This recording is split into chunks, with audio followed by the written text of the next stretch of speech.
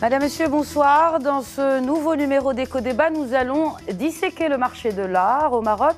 La culture, longtemps reléguée au rang de divertissement et d'amateurisme, retrouve ses lettres de noblesse grâce à une politique volontariste qui aborde avec professionnalisme un marché de l'art qui pèse aujourd'hui plusieurs milliards de dollars dans le monde, ne dépassant en guerre le demi-milliard au Maroc.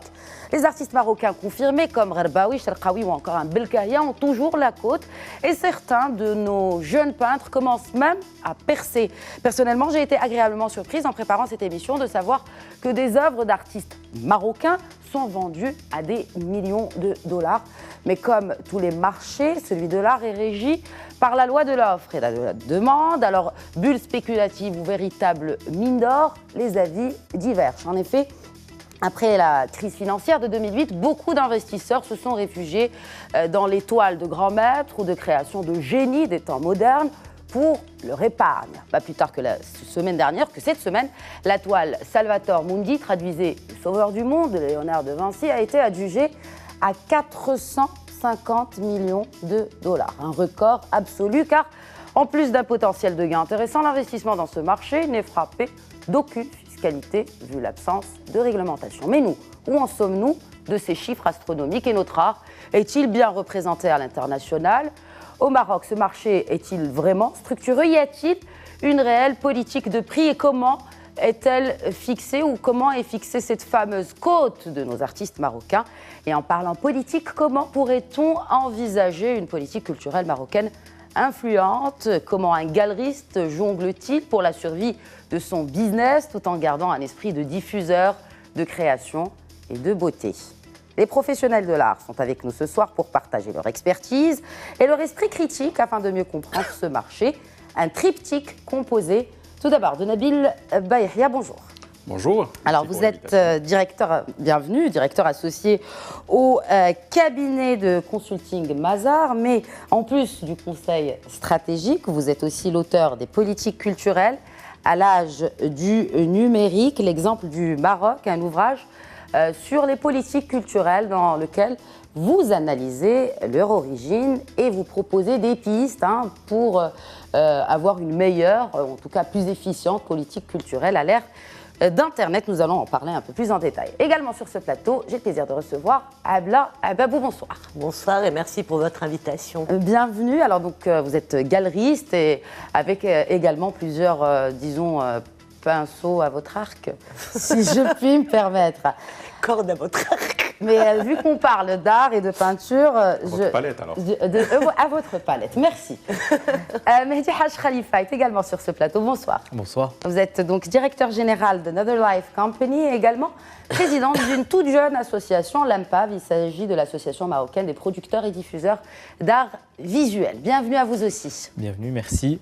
Alors, nous allons tout d'abord entamer cette discussion, si vous le permettez, en définissant ce que c'est que ce marché de l'art, de cet écosystème que l'on peut méprendre et qui sont d'abord les acteurs principaux qui composent ce marché de l'art au Maroc. Mehdi Haj Khalifa. Alors, le marché de l'art est un marché, je dirais, extrêmement complexe dans sa formalité, ou disons même dans sa formation. Au Maroc, comme partout dans le monde, il y a diverses étapes dans sa construction. Quand je parle d'étapes, c'est-à-dire d'étapes dans la réalisation du market, pour arriver, en fin de compte, à un pricing d'une œuvre, qu'est-ce qu'elle vaut, quelle est son indexation et quelle est sa cotation. Naturellement, il y a l'artiste, puis il y a le galeriste, il y a le curateur, qui lui a un rôle, en fin de compte, de rassembler, de créer de la cohésion, d'être un interlocuteur, d'être un pivot, en fin de compte, entre un galeriste, un musée, un collectionneur, d'être un trait d'union, en fin de compte, entre un artiste et ses autres acteurs. Très bien. Parce que, en fin de compte, l'art ou la création, dans un sens général, est un contenu, est une matière, est quelque chose qui n'est pas... Au-delà de l'immatérialité de la création, il y a l'intelligence qu'elle produit et toute la difficulté que nous pouvons avoir à la toucher ou à la matérialiser. Et donc, pour cela, il y a ce qu'on appelle des pédagogues de la création, des traducteurs, Et ce sont les commissaires, les curateurs, et en fin de compte aussi les galeristes qui transportent, qui permettent aussi de véhiculer l'information de l'artiste, de son œuvre, etc. Et puis, on arrive à la formation, à l'économie de ce marché qui est en fin de compte constitué de la vente, qui peut se faire en B2B entre un galeriste et un collectionneur, qui peut se faire entre un collectionneur et une institution, qui peut se faire entre un musée et une galerie, et vice-versa. Et puis, il y a ce qu'on appelle les maisons de vente. Les maisons de vente ont pour fonction, avant elles avaient une fonction d'indexation et de cotation, aujourd'hui elles ont une fonction aussi de vérification. Parce qu'en fin de compte, le marché touche à son mur de difficultés, à sa réalité dans une salle de marché, où on se rend compte que la vente est difficile, parfois complexe. Qu'est-ce que vaut publiquement, en fin de compte, la cotation d'un artiste dans une salle de vente? Alors, quand on parle justement de cette expertise, je me tourne vers Nabil Bayahia sur ces profils de personnes que Mehdi Haj Khalifa vient de nous exposer. Est-ce qu'il y a vraiment une expertise? Est-ce qu'il y a un professionnalisme ou c'est un peu un capharnaüm où tout le monde s'autoproclame expert ou en tout cas fait son entrée dans ce marché de l'art? Est-ce qu'il y a ce côté professionnel de ces profils? Ontologiquement, l'objet d'art est un objet très difficile à cerner par sa qualification. Est-ce qu'il correspond à quel référentiel, que ce soit en termes d'esthétique, de beauté ou en termes d'utilité? Donc c'est très difficile effectivement de caractériser un référentiel pour juger, apprécier, valoriser une œuvre d'art. Donc tous les avis, j'ai envie de dire, se valent. Maintenant, c'est par l'accumulation et le recoupement de plusieurs avis, que ce soit des professionnels agissant dans l'art, et ce que décrit Mehdi, c'est plutôt le marché secondaire, à partir des galeristes vers les collectionneurs, vers les musées. Il y a un marché primaire qui est de l'artiste vers la galerie, voire vers les collectionneurs. Et ce marché-là, c'est la genèse même de cet objet qui sort d'un atelier, qui va dans une collection ou qui va dans une galerie. Et ce marché primaire est effectivement très difficile à valoriser parce que c'est l'artiste qui peut mettre un prix sur son œuvre ou c'est la galerie ou le collectionneur qui négocie et qui va poser un prix. À partir de là, cet objet d'art, ou en tout cas cette œuvre, va faire son chemin. Et c'est vrai qu'il y a une cote d'un artiste, mais dans la même cote d'un artiste, il y a plusieurs œuvres de qualités différentes et de prix différents. Donc on peut voir sur un même format d'un artiste des prix valant de 1 au double, voire au triple. Donc l'œuvre va faire son chemin, va se constituer son propre référentiel qui va la poursuivre jusqu'à être dans un musée ou dans une grande collection.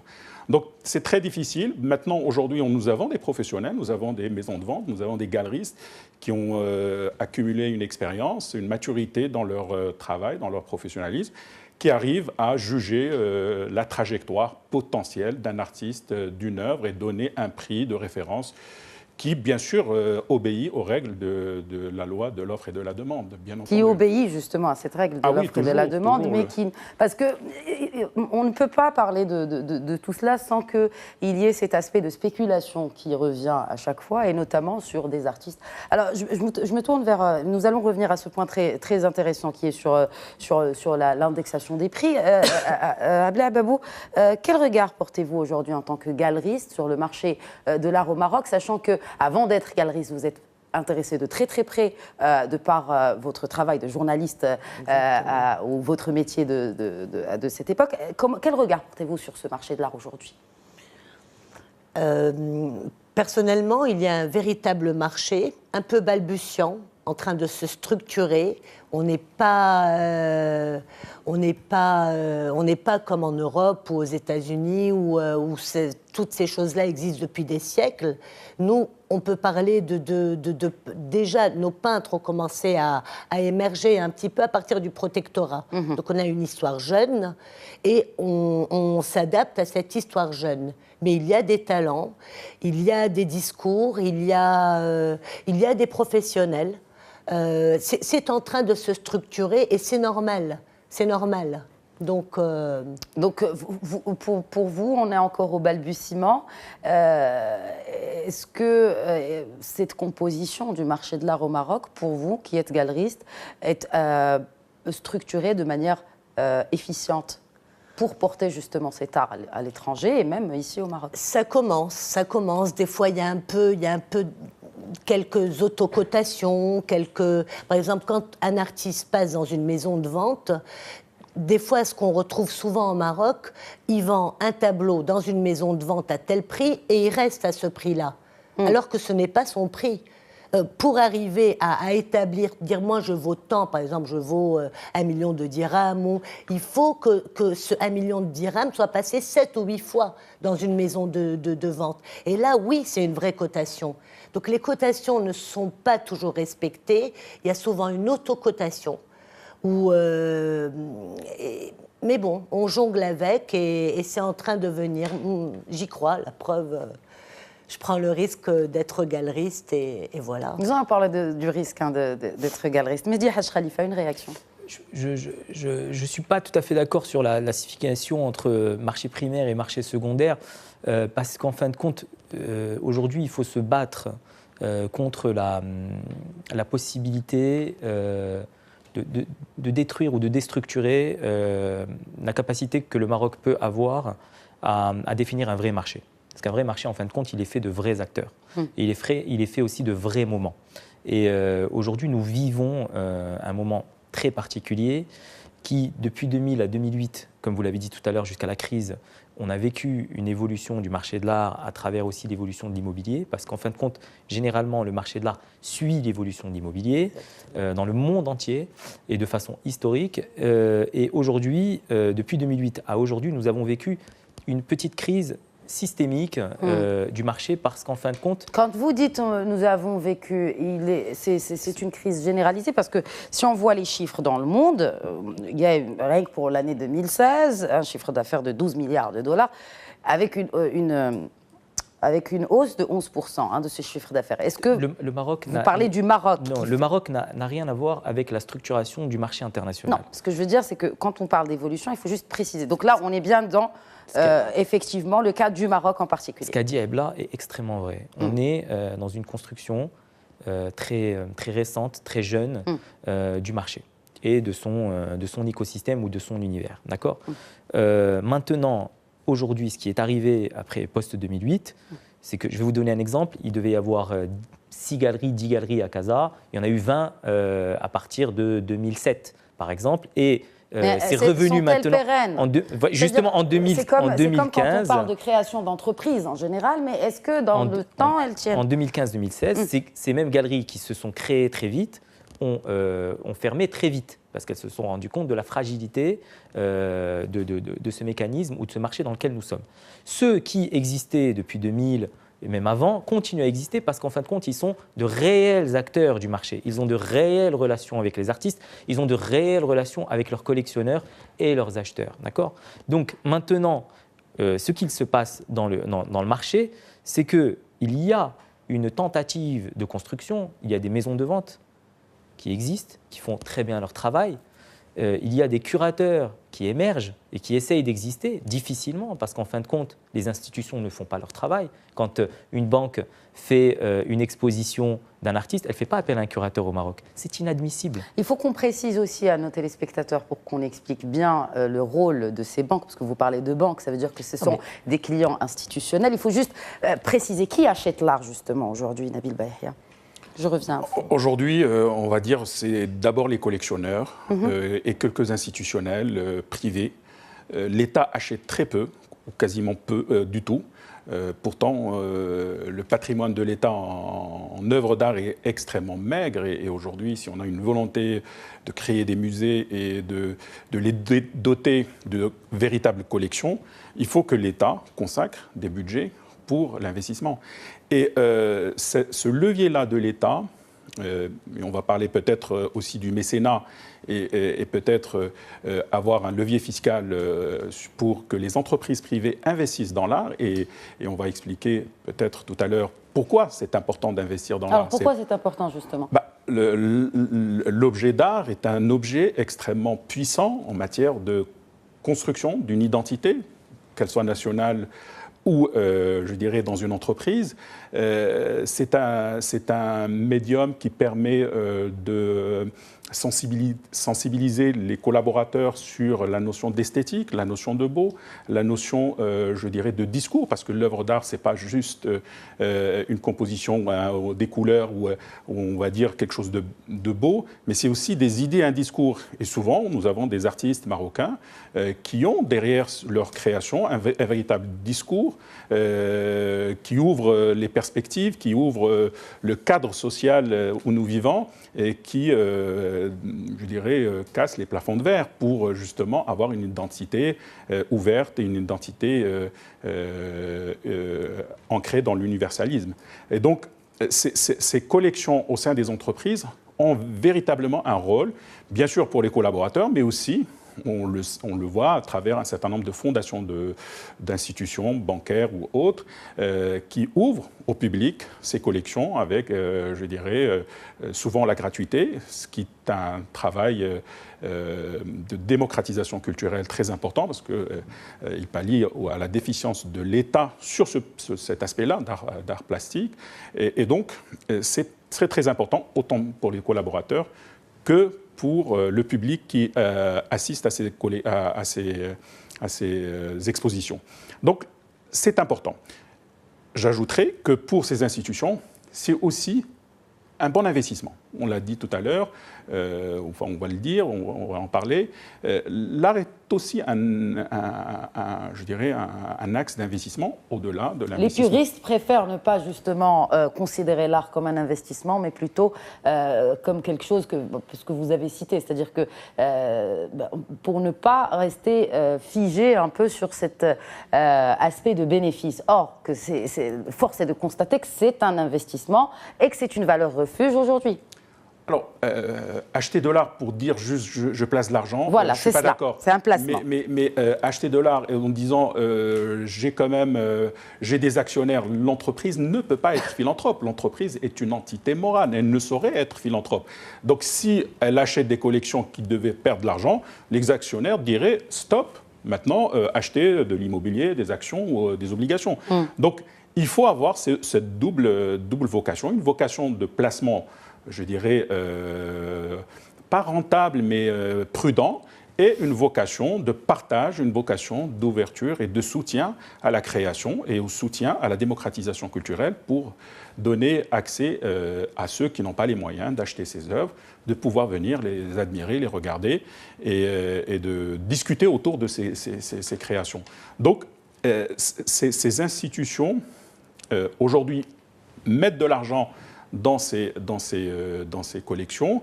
Il faudrait peut-être aller un peu plus loin, c'est-à-dire des entreprises de taille moyenne puissent acheter des œuvres d'art pour les partager avec leurs collaborateurs, pour les mettre dans le patrimoine de l'entreprise, avec une vocation bien sûr de placement, mais aussi une vocation, je dirais, totalement culturelle.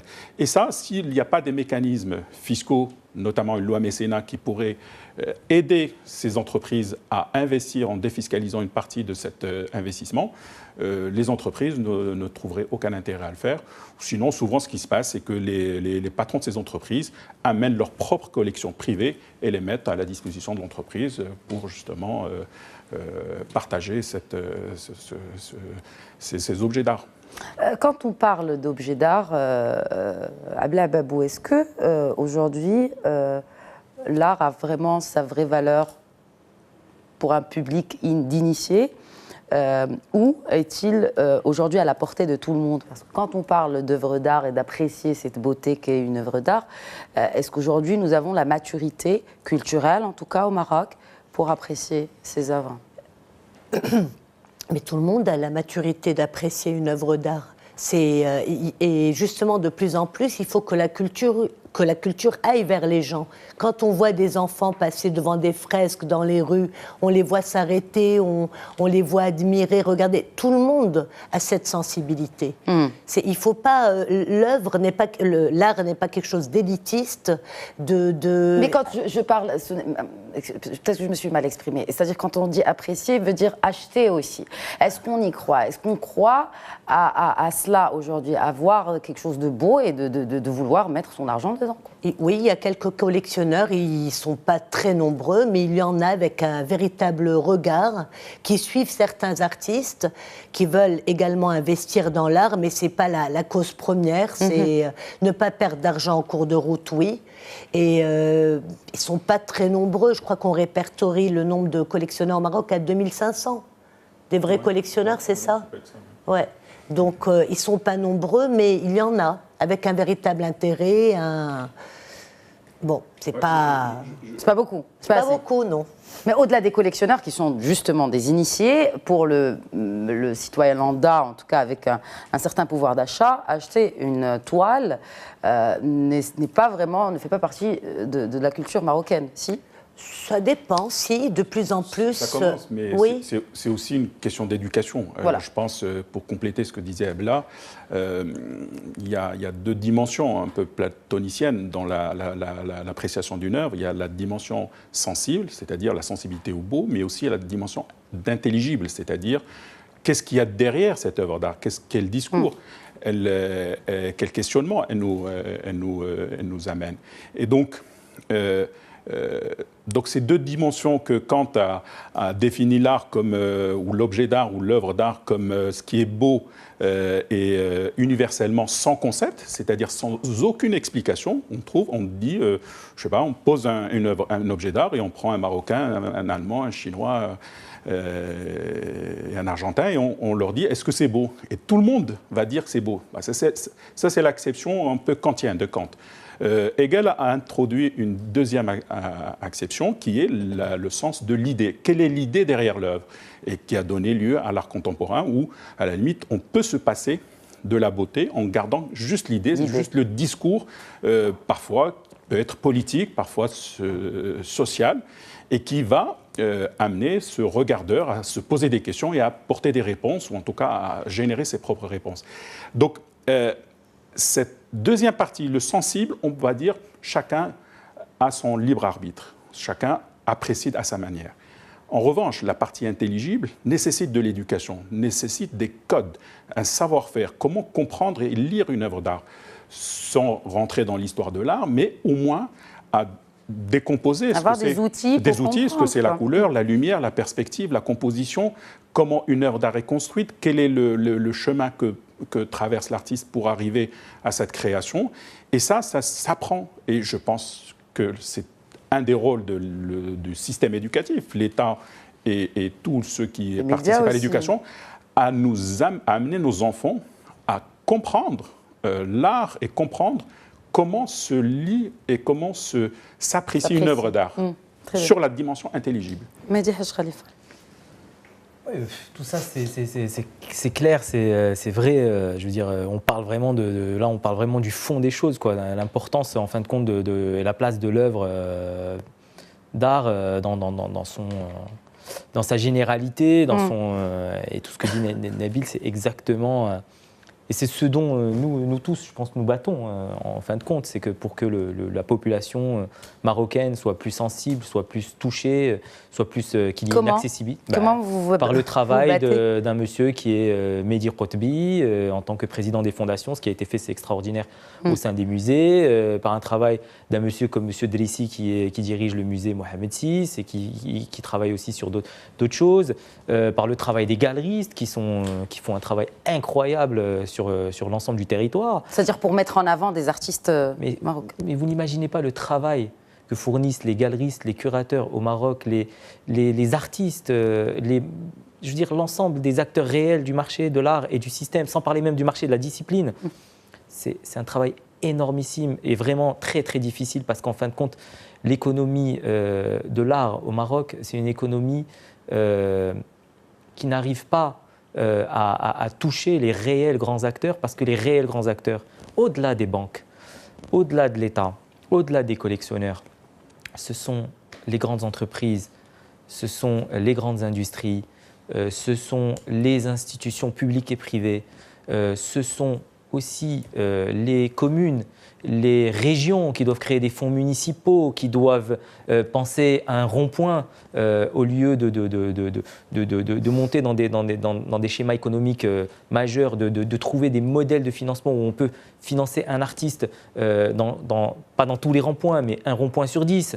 Ce sont les autoroutes. Autoroute du Maroc fait un travail dessus, mais aujourd'hui, il faut qu'ils consultent l'ensemble des acteurs. Ce sont les banques, les institutions, lorsqu'elles font une exposition, il faut qu'elles fassent appel à une galerie. Vous savez qu'on ne peut pas en France faire une exposition dans une institution publique et privée sans faire appel à un galeriste et un curateur. Ça ne se fait pas.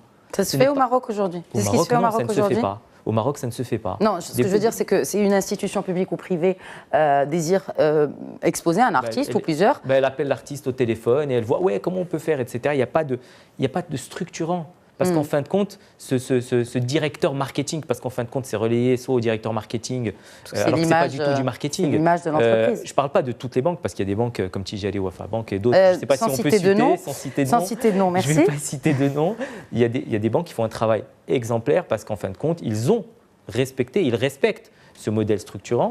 Mais il y a des banques qui ne le respectent pas. Mais sans parler, il y a des institutions qui ne le respectent pas. Et aujourd'hui, vous savez, 20 000 dirhams, ça peut aider un curateur, ça peut même aider une galerie, ça peut aider un artiste. Et si vous respectez ce schéma, vous redimensionnez et vous extrudez vraiment le marché et vous lui donnez du volume. Petit à petit, si l'ensemble des entités et des institutions publiques et privées respectent cette trajectoire, ce mécanisme, cet écosystème, on va rééquilibrer vous comprenez, l'ensemble du système. Et indépendamment de ça, le marché aujourd'hui est en train de vivre ce qu'on appelle une durée incompressible de structuration, de contrôle, d'asymétrie de l'information, de développement des impacts et de l'indexation et de la cotation. Et nous allons réussir à permettre au marché d'être, disons, quelque chose de moins volatile et plus linéaire et plus construit. On va parler justement de volatilité de ce marché de l'art, au Maroc en l'occurrence, juste après cette courte pause de publicité. Merci de rester avec moi tout de suite.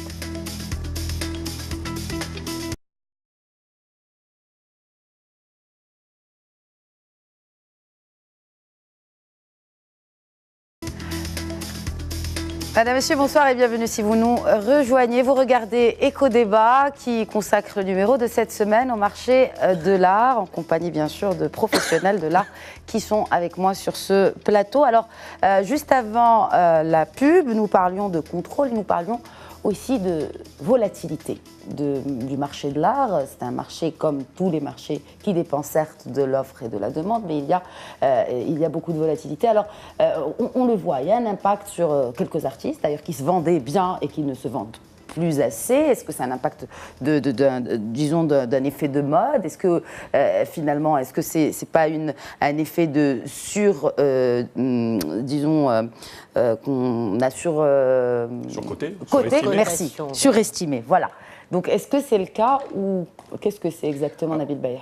Alors, si on parle de volatilité, il faut parler d'une collection, ou en tout cas d'un ensemble d'artistes et d'œuvres ensemble, et on mesure avec le temps, est-ce que cette collection se bonifie avec le temps ou perd de valeur. Et donc, si elle perd de la valeur, on dit que cet investissement est volatile et le secteur est volatile.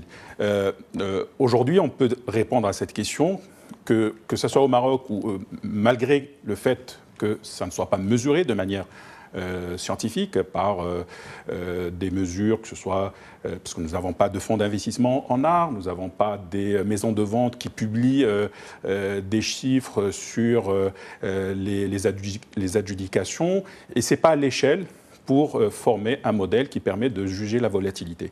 Mais si on apprécie ça de manière empirique, je pense que le marché n'est pas plus volatile que le marché financier au Maroc, ni le marché immobilier.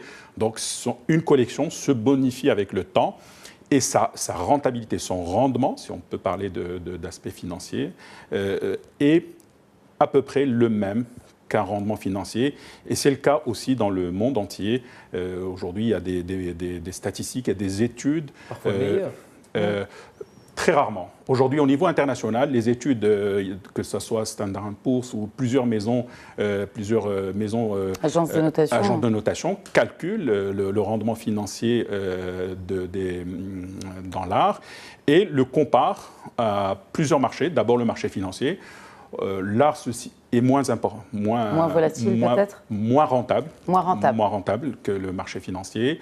Mais en revanche, quand on le compare à d'autres marchés, notamment le marché des matières premières, le marché de l'immobilier, il se situe au milieu.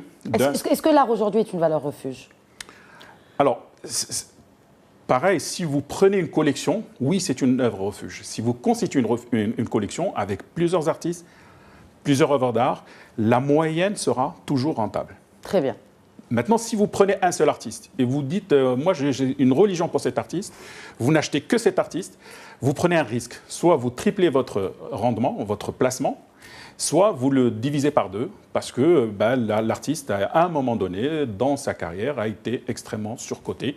Et ce n'est pas le propre au Maroc. Hein, ça il y en a partout, voilà. Partout. Il y a même je dirais, quand les impressionnistes sont arrivés, ils ont ringardisé l'art figuratif et beaucoup d'artistes qui avaient des commandes, il y avait une vraie demande, elle a disparu. Et donc, ces artistes-là ont perdu leur cote pendant des années. Parfois, certains ont retrouvé, les icônes de cet art figuratif ont retrouvé leur cotation. En revanche, d'autres ont complètement perdu leur investissement. Voilà. Donc, si on juge collection, on peut dire que c'est à peu près le même rendement que le marché financier. Si on prend un artiste, là, on prend des risques. Et risque veut dire opportunité ou perte. Ou perte. En parlant de risque, on parlait de risque justement à être galeriste aujourd'hui. Abla Babou, est-ce que c'est un grand risque? Bon, certainement, c'est un grand risque que vous avez pris. Donc, on parle d'investir dans l'art. Là, on parle aussi d'investir dans l'art, mais en ouvrant sa galerie. Alors, aujourd'hui, cet investissement, vous le voyez comment?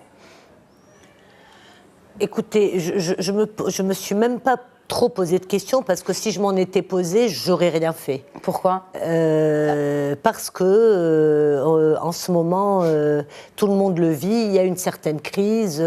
On gèle les acquisitions. Les institutions ne jouent pas le jeu. Les collectionneurs deviennent beaucoup plus frileux et méfiants. Ce que je peux comprendre.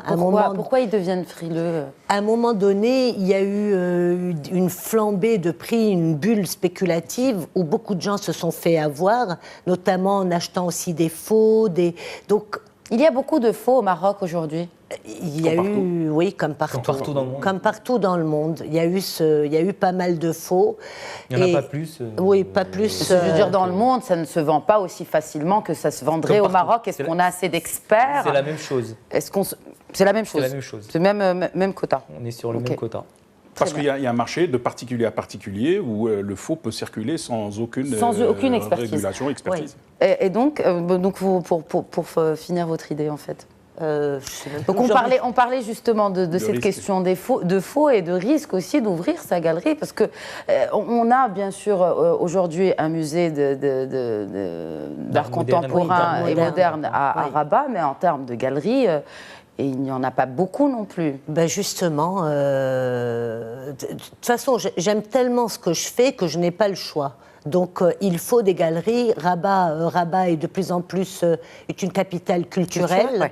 Où on a quelques galeries, on a Culte Galerie qui est en appartement, quelques... Qui fait de la production d'art. Oui, qui fait de la production, mais galerie avec des normes internationales, avec de la lumière muséale et tout, on n'en a pas. Dans ta galerie, on est dans une galerie qui respecte des normes... j'ai tout fait bien. Tu as pris un excellent architecte. Oui, voilà. Est-ce que vous ne risquez pas, justement, quand on parle de cette cote des artistes, est-ce que, pour vous, aujourd'hui, un artiste peut garder la cote ? Oui, j'en suis convaincue. T'as un exemple ? Un exemple, Fouad Bellamine. Bon, je vais parler des vivants.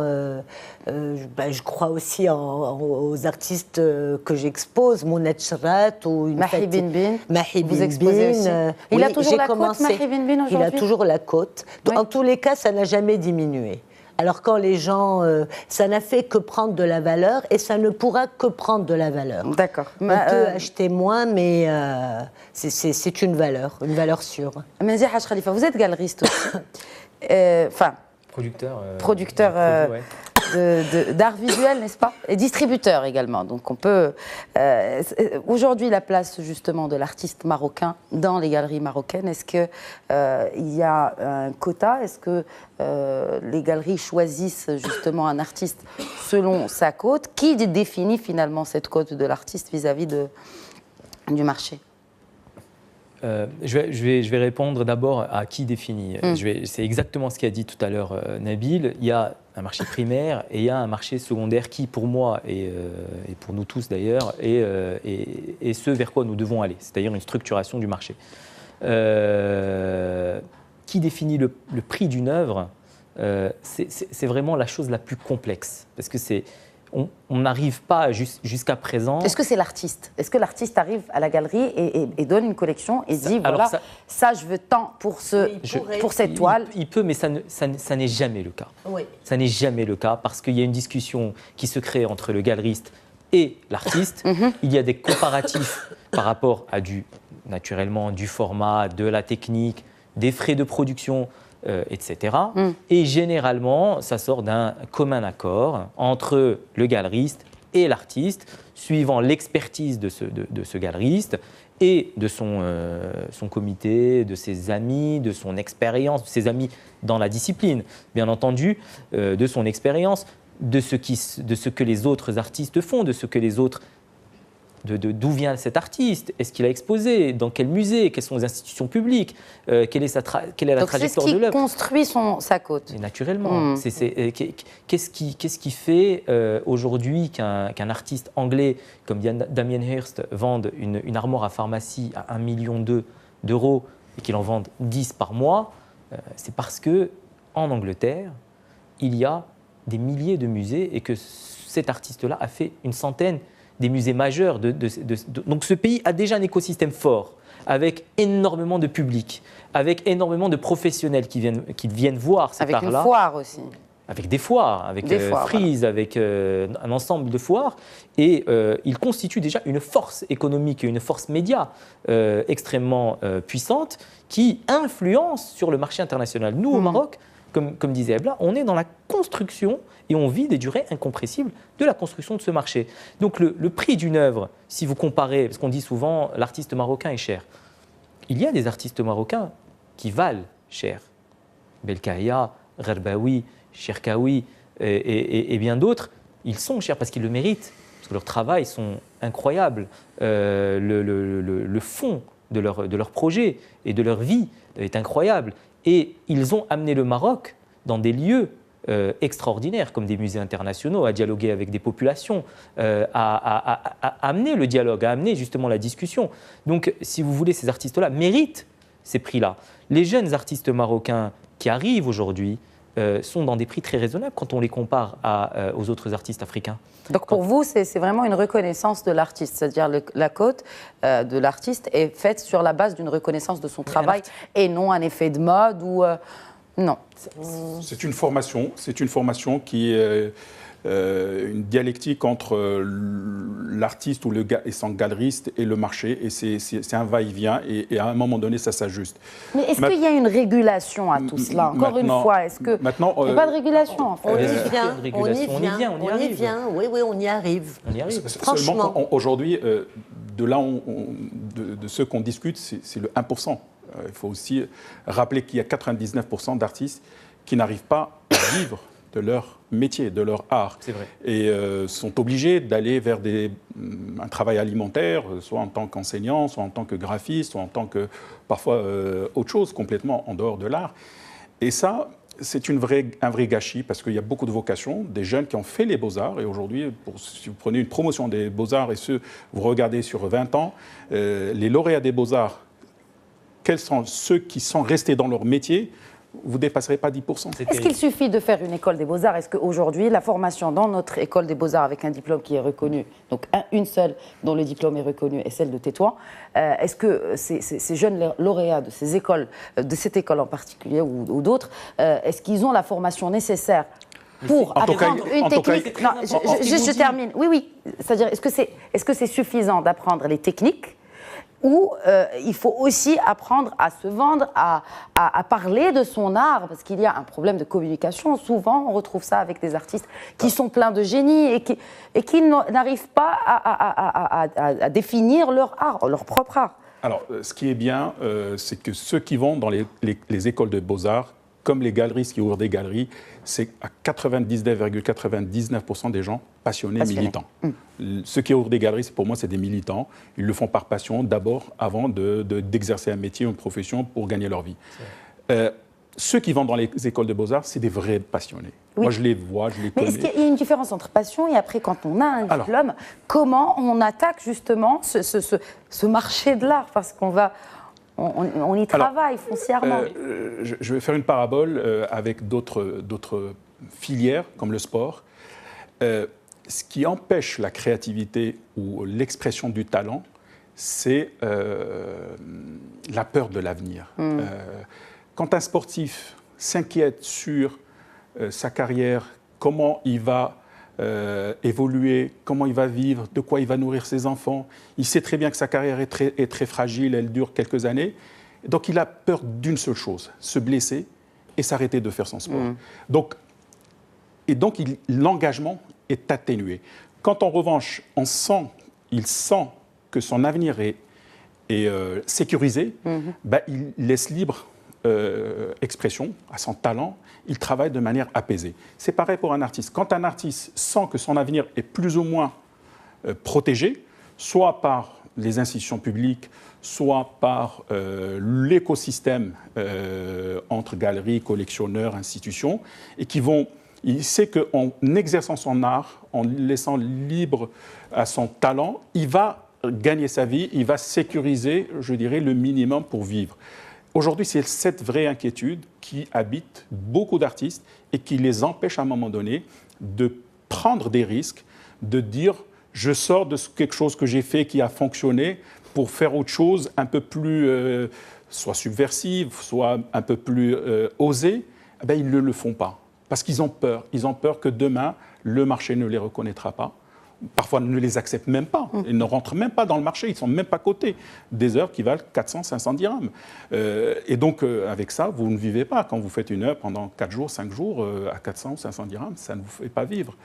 Et c'est 90% des artistes aujourd'hui. Oui. C'est ce marché-là qui n'existe nulle part, qui est hors radar et qui ne génère pas non plus de la belle créativité parce que justement, cette crainte, cette non-prise de risque qui empêche ces jeunes d'évoluer. Et en même temps, les accompagnements, parce qu'aujourd'hui, les institutions qui peuvent former ces artistes, les accompagner.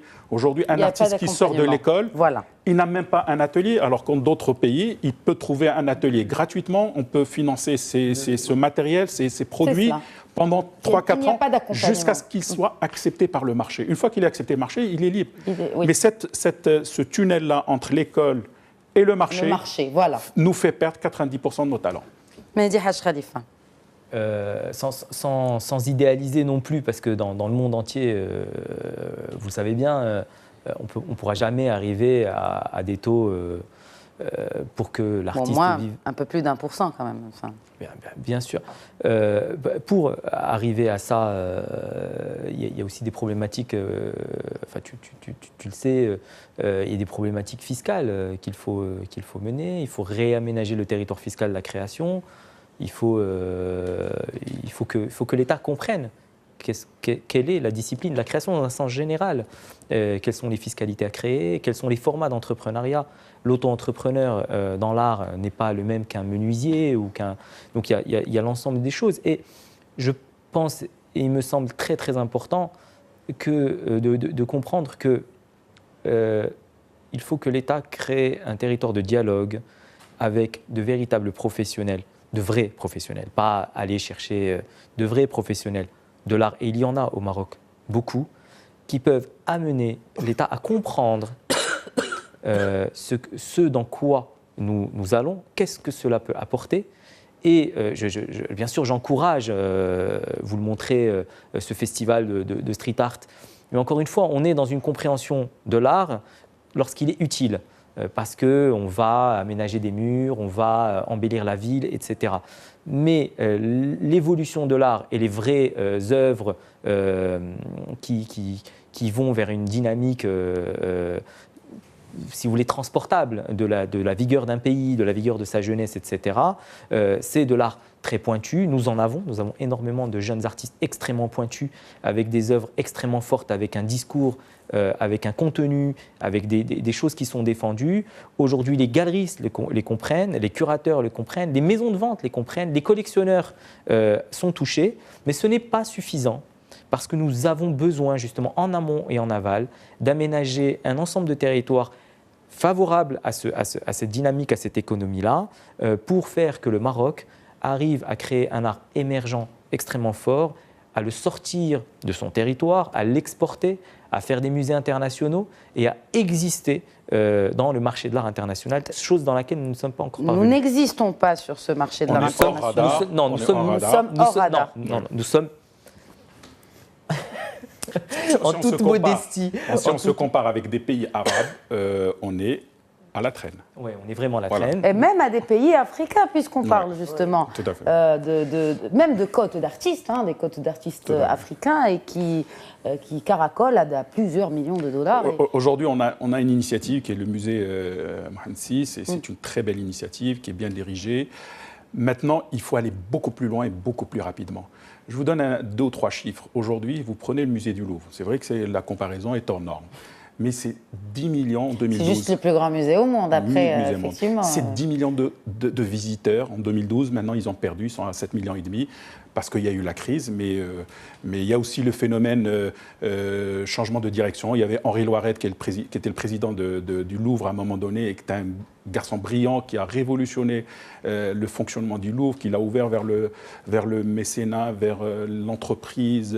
Il a vraiment casser tous les codes, et ça s'est traduit par les chiffres. Et donc c'est aussi une histoire d'hommes, mais une histoire aussi de d'hommes et de femmes. Et de femmes, tout à fait. Et beaucoup de femmes dans ce milieu. Mais un homme avec grand H. Le musée du Louvre accueille 70% de touristes. Effectivement. Si vous prenez 10 millions, c'est 7 millions de touristes. C'est 70% de ce que nous recevons au Maroc comme touristes. On reçoit 9-10 millions de touristes. Imaginons si on a un musée hors norme. On peut se le permettre. On accueillerait au moins 3 ou 4 millions de touristes qui viendraient pour la culture, visiter ce musée, parce que ça devient une icône. Et aujourd'hui, beaucoup d'États... Mais est-ce qu'on achète Qu'est-ce qu'on va mettre dans ces musées? Est-ce que le Maroc a aujourd'hui les moyens d'abord et la volonté politique aussi d'acquérir des toiles de grands maîtres, mais aussi de Marocains? Alors, on peut ne pas limiter qu'à l'art plastique. Il y a beaucoup d'objets d'art qui peuvent être accueillis dans un musée. On peut avoir une vision continentale de ce musée avec un art africain sur lequel on peut aujourd'hui contribuer à raconter une histoire de ce continent. On peut raconter notre histoire à nos jeunes pour renforcer notre identité plurielle. Nous avons des régions, nous avons plusieurs dimensions culturelles, et nous pouvons les exposer, mais surtout les raconter. Aujourd'hui, quand vous prenez un grand musée, quand il fait une exposition, c'est 1 an de travail, de recherche par des historiens de l'art. Ils sortent des documents de plusieurs centaines de pages pour justement expliquer ce que cette exposition amène comme contribution, comme valeur ajoutée, et faire la pédagogie à travers la médiation, à travers le discours, pour justement rendre accessibles ces collections ou ces œuvres d'art. Et donc, investissant, aujourd'hui, le budget du ministère de la Culture, c'est 0,3% du budget de l'État. Oui. Alors que Feu Hassan II avait espéré 1% à un moment donné, 1% pour l'État, 1% pour les collectivités locales. Aujourd'hui, collectivités locales, c'est le néant. Oui. Et l'État, c'est 0,3%. C'est très, très peu. Et donc, on espère qu'aujourd'hui, il y a une nouvelle dynamique qui va renforcer tout cela. Et c'est un enclencheur pour tout l'écosystème, pour les artistes, pour les galeristes, pour les institutions qui vont être encouragées parce que l'État va mettre une collection, va acheter une collection, constituer une collection. Et c'est un signal, comme on a eu des projets sectoriels et on a vu que chaque fois que l'État, sur un secteur, donne une volonté, affiche des ambitions, impulse, tout le secteur en bénéficie. Il faut que le secteur de la culture et de l'industrie culturelle bénéficie de la même attention de l'État. Abla Babou. Un mot pour terminer, dans la foulée du message assez clair et très intéressant que vient de lancer Nabil Bahiya sur le rôle de l'État. Que peut faire l'État justement pour les galeristes et pour l'artiste marocain? Brièvement, et puis on clôturera avec Mehdi. Le rôle de l'État pour les artistes, il a absolument tout dit. Oui. Vous n'avez rien à rajouter? Non, rien à rajouter. Peut-être y a-t-il d'autres... Peut-être qu'il y a-t-il un autre point que vous vouliez évoquer dans la discussion? Non, moi je voudrais rester sur quelque chose de positif. De positif. Il y a des galeries qui ferment, il y a des galeries qui ouvrent. Il y a à peu près 15 000 artistes et à un moment donné que les meilleurs gagnent et qu'on continue d'avancer. Que ces milliers d'artistes sortent de l'ombre un peu. Et que l'art est un fondamental, donc on ne peut pas s'en passer. Oui. Brièvement. Hein. Je suis tout à fait d'accord avec ce qu'a dit Nabil, avec quand même une petite pointe de nuance, c'est que je pense que la question de la taille d'un lieu, en tant que lieu de rencontre et en tant que lieu d'exposition, lorsqu'on voit la Biennale de Dakar... et la Biennale de Marrakech qui a été annulée cette année. Annulée, oui, malheureusement. Oui. Ouais. Faute de budget. Donc, encore une fois. La question de la taille a bien sûr son importance.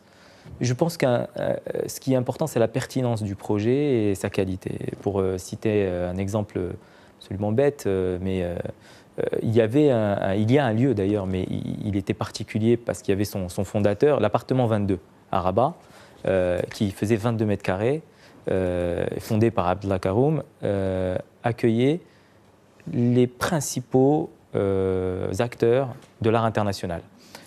Aujourd'hui, ce lieu a une réputation internationale et son fondateur est le directeur général du plus grand musée du Moyen-Orient dédié à l'art contemporain, qui est le Mathaf du Qatar.